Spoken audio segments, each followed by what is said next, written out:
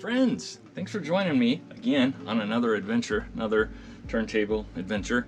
This is a pair of Gerard zeros. So this is a 92 and this is a 100. I bought this 100 as parts. I think I gave like 80 bucks for it. It's getting really hard to find these in really good shape. So this one is brand new in the box.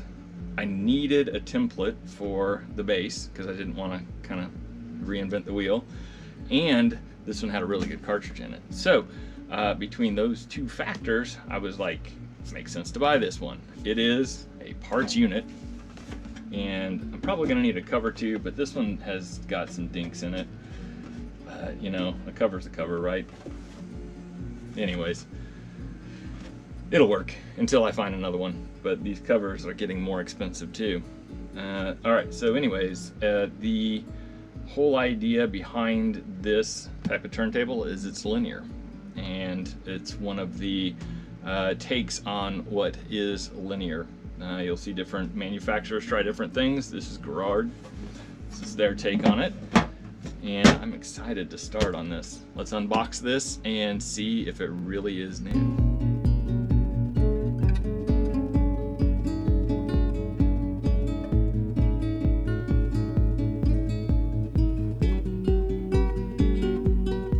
Okay, on examination, what I have found so far is this is not a new unit.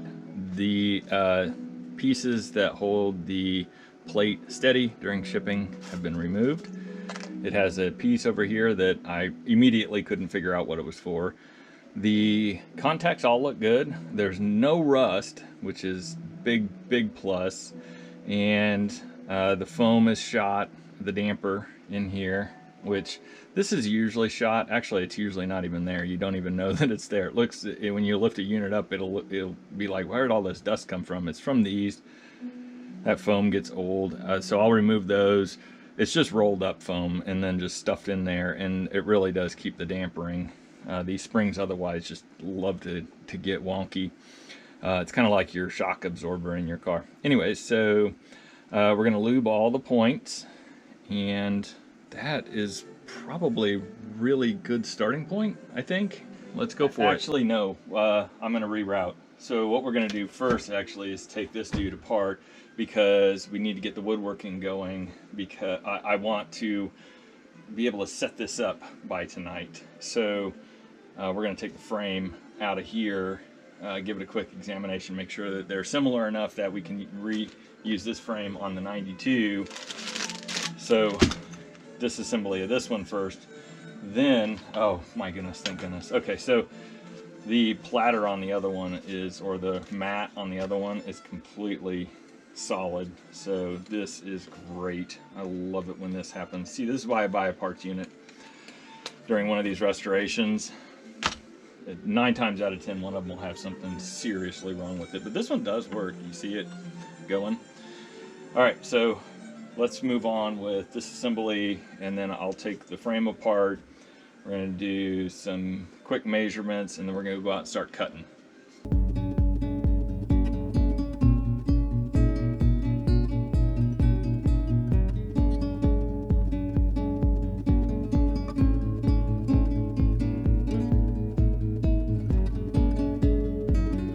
All right, that was pretty quick, wasn't it? These things are pretty brittle. They fall apart pretty easily. So the new base is going to be pretty awesome sauceness. This is a very simple template. I'm not going to necessarily do it exactly the same way that they've done it here, but I'm going to come really close. So all of these little things, we're going to bag them, take them up with us. They're probably very particular about where they went. And then it may have been, actually these were for reinforcement, so they were corner glues, same as these. I don't know, they use pont here, but then they use particle board here. Interesting, whatever.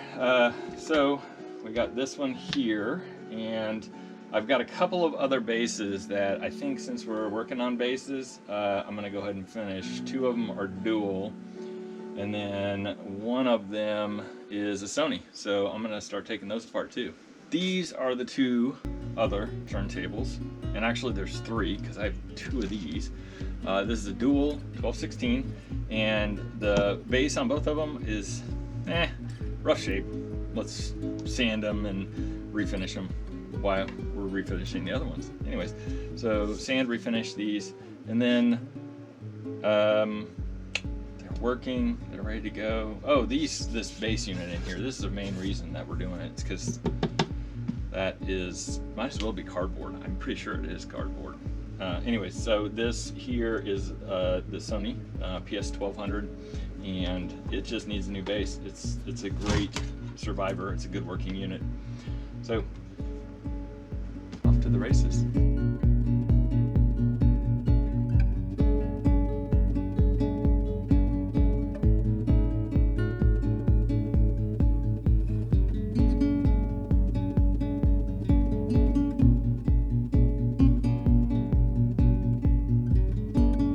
All right, first off, I wanted to comment on the cutting of the corners here. I cut on the corners because the veneer wraps around, and so it's just going to cause resistance. It's going to need cut anyway, so I just cut it in advance. This one was really, really, really brittle. Of course, I just mentioned in an earlier video that I think it was, not an earlier video, earlier take, that it was exposed to water, and it definitely has been. This stuff is just brittle. So we are not going to have a really good template for this one outside of what we've got here. And then this one here, I thought that this was solid mahogany, and it's not. And as a result, I just don't really think that I'm interested in trying to salvage this original everything that's on here. Because it's veneer, it's just, I have solid out in the garage, so that's what we're going to do. We're just going to redo it with solid, so there's no reason to take it apart before we get out there. Let's see here. Maybe it'll just pop apart. Nope. Oh yeah, there she goes. Oh boy, there we go. There. There we go. Now we have a new template. And I really don't have any interest in putting the angles in it again. I know that's kind of the appeal of these, but look at that. Man, look at that dust. Oof. All right, now we've got the template. Let's go to the garage.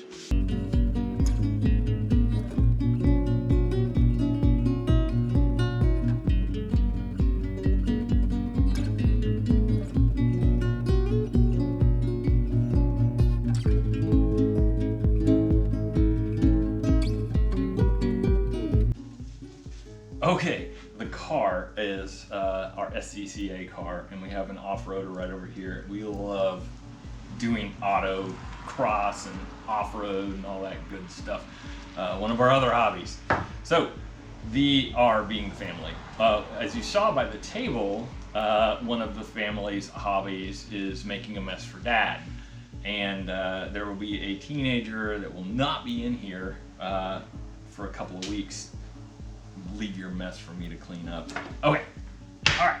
So what we're gonna do is we're gonna frame out with mahogany, and my neighbor across the street here found some oak in their garage that they weren't gonna use, so they gave it to me. They know I'm always out here working on it.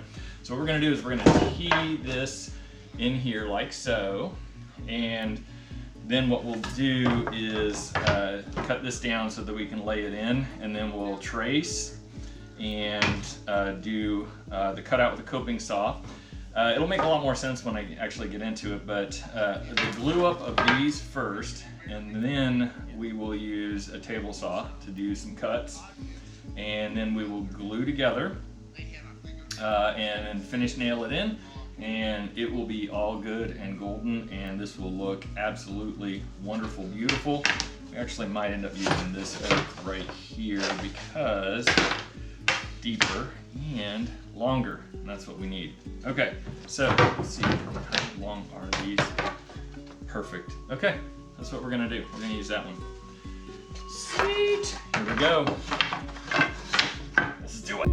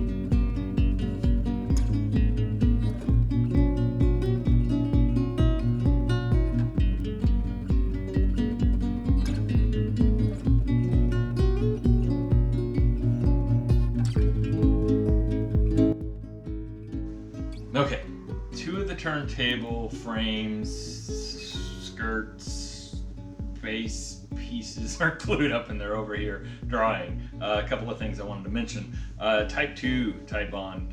This is water resistant, so hopefully if they get exposed to water that won't cause any issues. Salt. I use salt. Actually, it's a pretty common technique. It's not just but when you put two pieces of wood together that have a smooth surface, and there's something like glue in there, and when you push them together they're going to kind of shift a little bit. The salt actually creates friction points, not friction points necessarily, but it's kind of like putting two pieces of sandpaper together. They just don't move. And let's see here, what else? I have one more to do. I don't have enough wood to actually do all four, so I'm just going to work on 3 of them. So far I have the Sony, I have the 092, and I think I'm gonna get one of the duals done, but gonna finish the rest of this, and then I'm gonna call it quits for the day. It is Thanksgiving Day, so I'm kind of out here stealing time for myself, and everybody else is indoors. But this isn't really taking too long. It's only been an hour and a half so far, maybe. So let's go, let's do it.